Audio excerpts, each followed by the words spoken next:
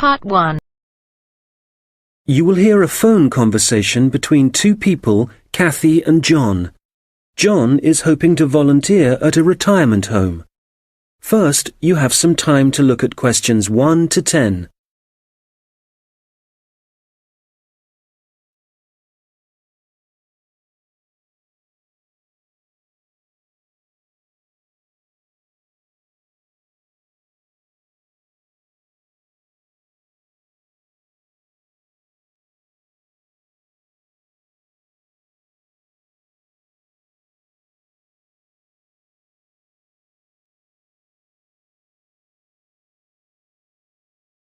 Hello, Hillary Lodge Retirement Home. Kathy speaking. Hello, my name's John Shepherd. Could I ask if you're the manager of the home? That's right. Oh, good. Hello, Kathy. A friend of mine is a volunteer at Hillary Lodge, and I'd like to help out too, if you need more people. I work part-time, so I have quite a lot of free time. We're always glad of more help, John. Shall I tell you about some of the activities that volunteers get involved in? Please. Well, on Monday evenings, we organise computer training. We've got 6 laptops and 5 or 6 residents come to the sessions regularly. They're all now fine at writing and sending emails, but our trainer has just moved away, and we need 2 or 3 volunteers who can help the residents create documents. Just simple things, really. I'd certainly be interested in doing that. Great! Then on Tuesday afternoons, we have an informal singing class, which most of the residents attend. We've got a keyboard and someone who plays, but if you'd like to join in the singing, you'd be very welcome. I work on Tuesdays at the moment, though that might change. I'll have to give it a miss for now, I'm afraid. OK. Then on Thursday mornings, we generally have a session in our garden. Several of our residents enjoy learning about flowers, where they grow best, how to look after them and so on. Is that something you're keen on? I'm no expert, but I enjoy gardening, so yes, I'd like to get involved. Do you have your own tools at the home? We've got a few, but not very many. I could bring some in with me when I come. Thank you very much. One very important thing for volunteers is that we hold a monthly meeting where they all get together with the staff. It's a chance to make sure we're working well together and that everyone knows how the residents are and what's going on in the home. Uh-huh. Now, obviously, we'd need to get to know you before you become one of our volunteers. Of course. Could you come in for an informal interview later this week, maybe? I'm busy the next couple of days, but would Saturday be possible? Certainly. Just drop in any time during the day. I won't be working then, so you'll see my assistant, Mairead. Sorry, how do you spell that? It's M-A-I-R-E-A-D.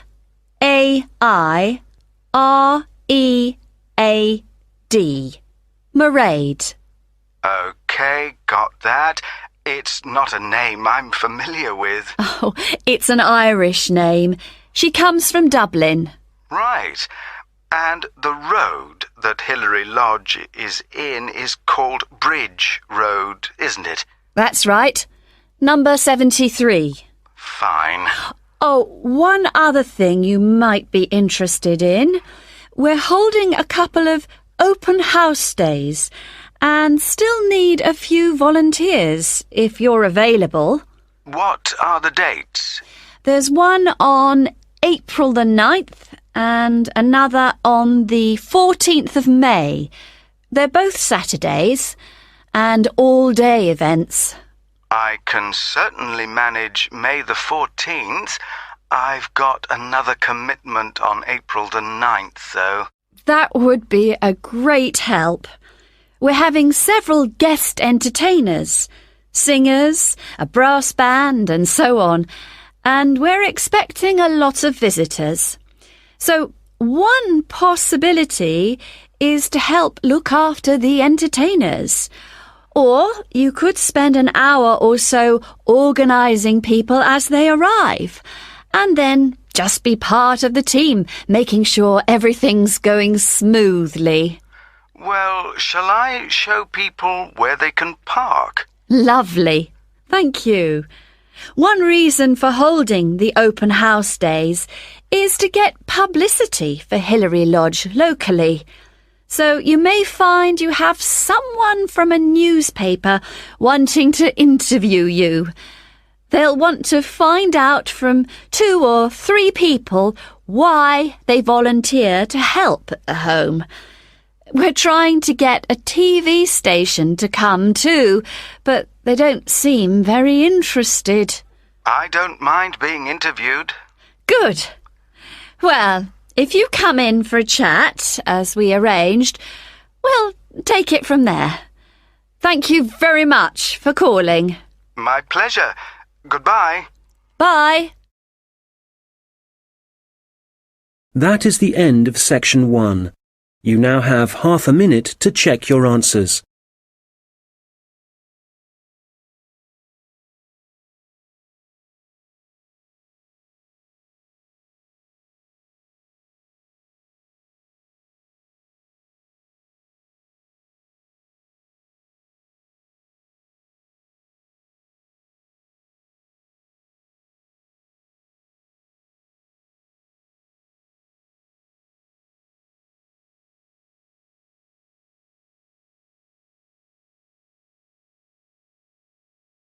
Now turn to section 2.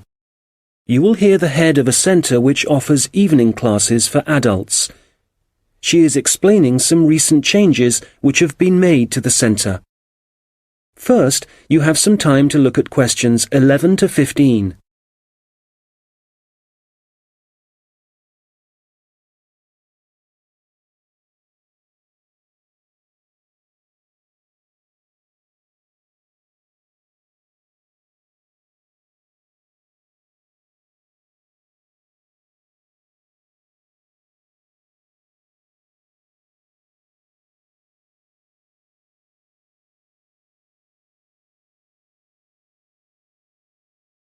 Hello. As some of you know, I'm Elaine Marriott, the head of the college's Learning Resource Centre.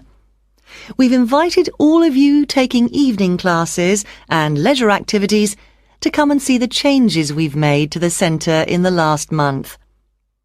One major change we've made here on the ground floor is to the layout, as you can see from looking around you. I'm sure you'll recognise the desk. That's still in the same place, as it has to be just inside the door. But you'll see that there are now periodicals on the shelves in the corner behind the desk. We've brought them nearer the entrance because so many people like to come in just to read magazines. We now stock a far wider range of periodicals than we used to, so we've decided to separate them from newspapers. This means the newspapers are now just the other side of the stairs, near the study area. Now, another thing is that we've brought the computers downstairs. People used to complain about having to go upstairs to use them. So they're now at the far side of the building on the right, in the corner overlooking the car park. We've now got an extra photocopier. So, as well as the one upstairs, there's one down here. You can see it right opposite the entrance, by the wall on the far side. The biggest change, though, and one I'm sure many of you will welcome, is that we now have a cafe at last. We've been asking for one for years. If you turn right, as soon as you get past the desk, you'll see the door ahead of you. It became possible to have a cafe because the building has been extended, and we've now got a new office and storeroom area. What else should I tell you about before we walk round? Oh yes, we've had so many requests for books on sport that we've bought a lot more, and they're all together immediately to the right of the entrance. Before you hear the rest of the conversation, you will have some time to look at the questions 16 to 20.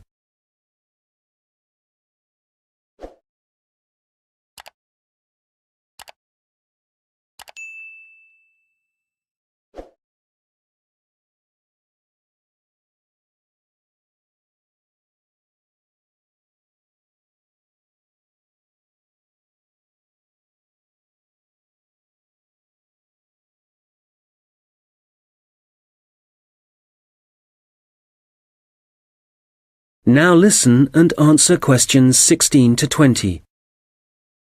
OK, that's enough on the new layout. We'll walk round in a moment, but before we do, something about the people who are here to help you. Of course, all the staff will do their best to answer your questions, but now we're each going to specialise in certain areas. So, if you ask a staff member about something and they don't think they can help you enough, they'll direct you to our specialist. Jenny Reed is the person to see if there are any films you'd like us to stock, as she's taken over responsibility for purchasing those. I'd better warn you that our budget is limited, so I'm afraid we can't promise to buy everything you ask for. Phil Penshurst can help you to improve your writing if you need to produce reports for your course. You can book a half-hour session with Phil to start with. Then, if you want more help, he'll arrange follow-up sessions with you.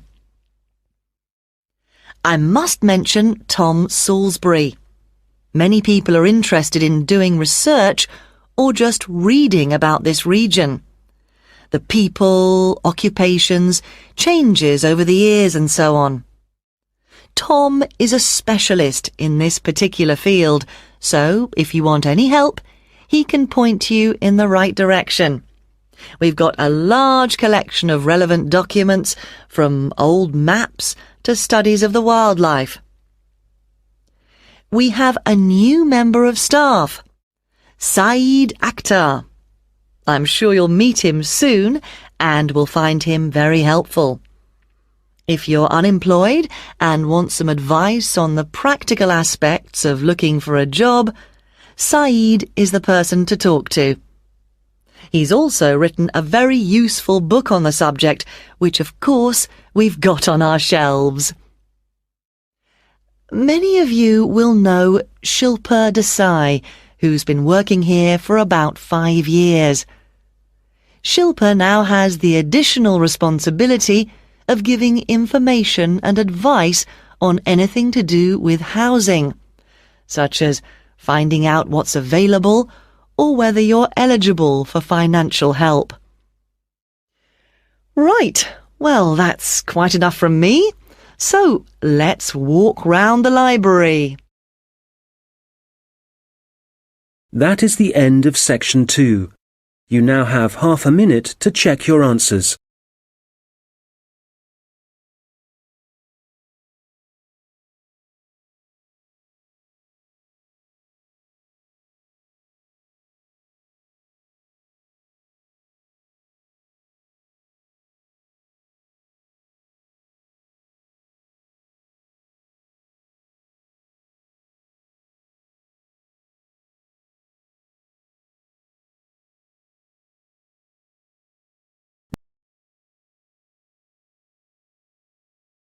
Now turn to section 3.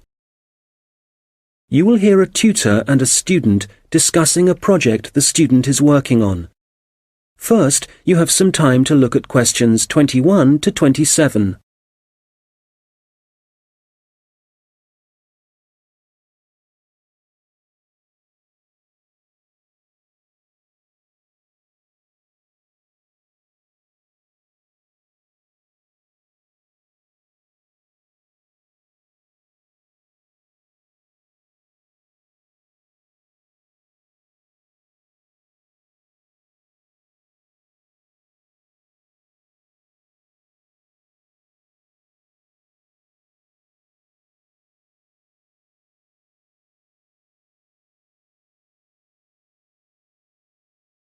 Right, Stuart. Well, I've read your draft report on your work placement at the Central Museum Association. Sounds as if you had an interesting time. So you ended up making a film for them? Yeah, it was a film to train the employees in different museums in the techniques they should use for labelling ancient objects without damaging them. Some of them are really fragile. OK. So in your report, you go through the main stages in making the film. Let's discuss that in a little more detail. You had to find a location, somewhere to shoot the film. That took quite a few days because I had to look at different museums all over the country, but I'd allowed time for it. And even though it was the middle of winter, there wasn't any snow, so I didn't have any transport problems. Right. Did you have to decide what equipment you'd need for the filming? Yes, I think they were quite surprised at how well I managed that. It was just the luck of the draw, actually. I'd done that project with you last year. Oh, on recording technology? So you knew a bit about it from that, right? Yeah. What I found really hard was actually writing the script. I had a deadline for that, but the association had to extend it. I couldn't have done it otherwise. Would it have helped if you'd had some training there? I think you're right. I probably needed that, yeah. Right. Now, from your draft report, it sounds as if you had one or two problems deciding who was going to actually appear in the video. The casting, yeah. I'd expected that the people who worked for the association would be really keen on taking part. But they weren't? The thing was, they were all so busy. And it did mean some of them had to travel. But Janice King, who I was reporting to for the project, she was great. She arranged for people to have time off and for their work to be covered. So that was a big help for me. Right. And it sounds like the filming itself went well. I gather you found a company who provided an online introduction to the techniques. Yeah, it was really informative and very user-friendly. I learned a lot from it. And then the editing? For that, the association put me in touch with someone who works for one of the big movie companies, and I went down to the studio and sat with him in front of his computer for a day, learning how to cut and paste and deal with the soundtrack and so on. So was that all? No, I didn't include this in my draft report, but I had to design the cover for the DVD as well, the lettering and everything. Have you done any of that sort of design work before? No, but I did a rough draft and then talked it through with a couple of my mates, and they gave me some more ideas. And when I'd finished it, I showed it to the people who worked at the association, and they really liked it. Excellent. Before you hear the rest of the conversation, you will have some time to look at the questions 28 to 30.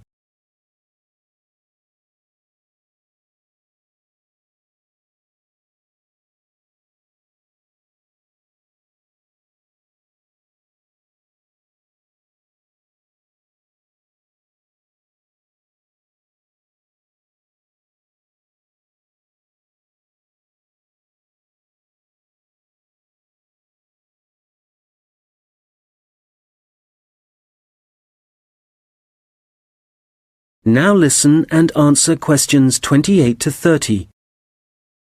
Now, as well as your own draft report, I've also received some written evaluation from the association on the work you did during your placement and how it was of benefit to them. I noticed that you haven't included anything on that in your report yet.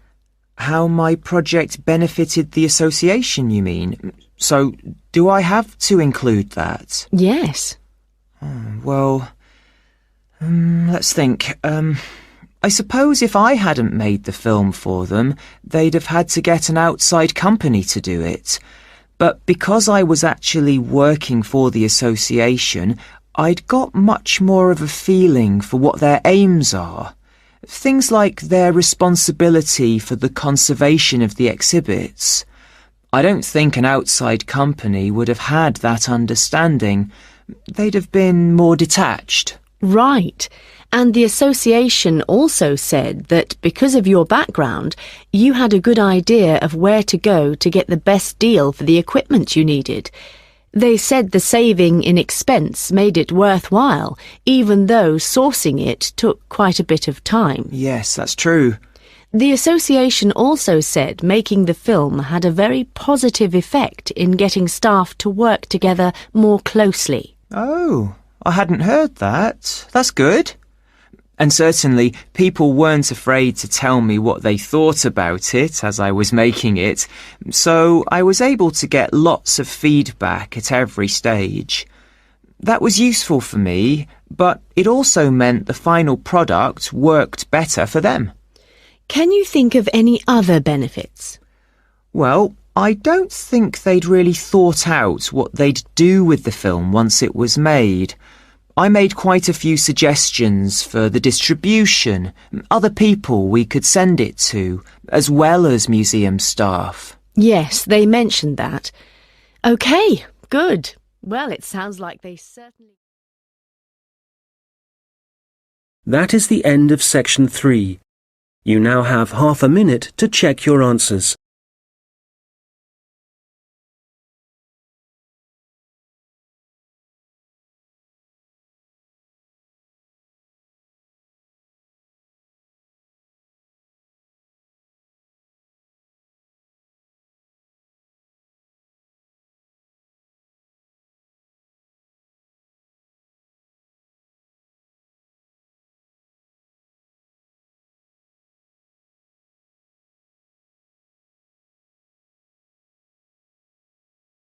Now turn to section 4. You will hear a lecture about a species of bird called the New Caledonian crow. First, you have some time to look at questions 31 to 40.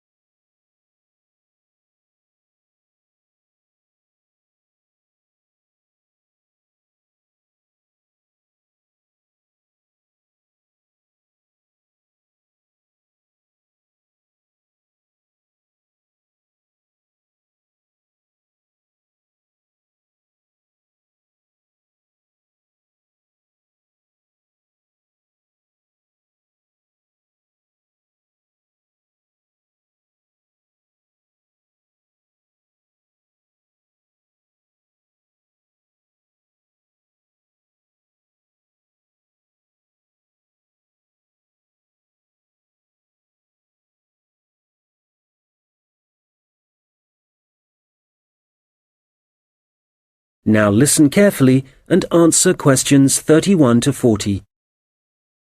I'm going to talk today about research into a particular species of bird, the New Caledonian crow, whose natural habitat is small islands in the Pacific Ocean.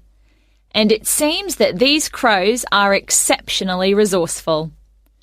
Using sticks or other tools to find food isn't unknown among birds and animals. Some chimpanzees, for example, are known to bang nuts on stones in order to break the shell and get at the edible kernel inside. One New Caledonian crow, called Betty, bent some straight wire into a hook and used it to lift a small bucket of her favourite food from a vertical pipe. This experiment was the first time she'd been presented with wire, which makes it very impressive. Another crow, called Barney, has demonstrated his skill at using sticks to forage for food. In one research project, scientists from New Zealand and Oxford set captive New Caledonian crows a 3-stage problem. If they wanted to extract food from a hole, the crows first had to pull up a string to get a short stick, then use that short stick to remove a long stick from a toolbox, and finally use the long stick to reach the food. Amazingly, they worked out how to do this successfully. Further experiments carried out at Oxford suggest that crows can also use sticks as tools to inspect all sorts of objects, possibly to assess whether or not they present a danger. The idea for the experiment came from observing the birds using tools to pick at random objects, such as a picture of a spider that was printed on some cloth. In this research, 5 pairs of crows, including Barney, underwent tests to see how they would react to a variety of objects, which were carefully chosen so the birds wouldn't be tempted to view them as a possible source of food. As a further precaution, all the crows had been fed beforehand. On 8 occasions, a bird's first contact was by using a tool. In all 3 trials, Barney began by using a stick for inspection. One involved a rubber snake. First he approached it, but didn't touch it, then retreated to pick up a stick. He then prodded it with the stick.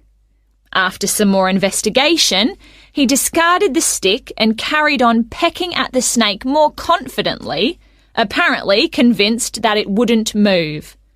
In other experiments, 2 different birds, called Pierre and Corbeau, also made a first approach with tools on 3 separate occasions.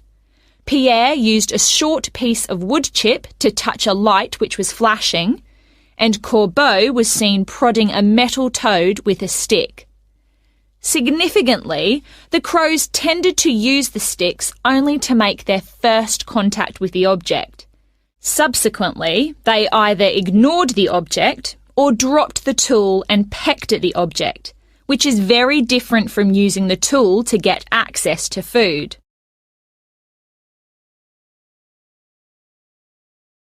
So, what conclusions can be drawn from the research? Evidence is building up from experiments such as these that the birds are able to plan their actions in advance, which is very interesting for understanding their cognition. They don't seem to be responding in a pre-programmed sort of way. It may even be possible that they're able to view a problem and work out what the answer is. However, a major difficulty is assessing whether this tool-using behaviour is a sign of intelligence. To some extent, this is related to the ecological circumstances in which the animal is found. So, scientists want to find out much more about how the crows behave in their native habitat, and a team from Exeter and Oxford universities is carrying out research in New Caledonia. They're looking into whether the birds' way of searching for food gives them any possible evolutionary advantage. The birds are hard to observe, as they live in a region of mountainous forest, so the researchers have attached tiny cameras to the tails of some birds as one method of investigating their behaviour. The birds are masters at using sticks to find their food, in particular beetle larvae from the trees. It's possible that the birds can derive so much energy from these grubs that they only need to eat a few each day. This would mean that they wouldn't have to spend most of their waking time searching for food, as most animals do.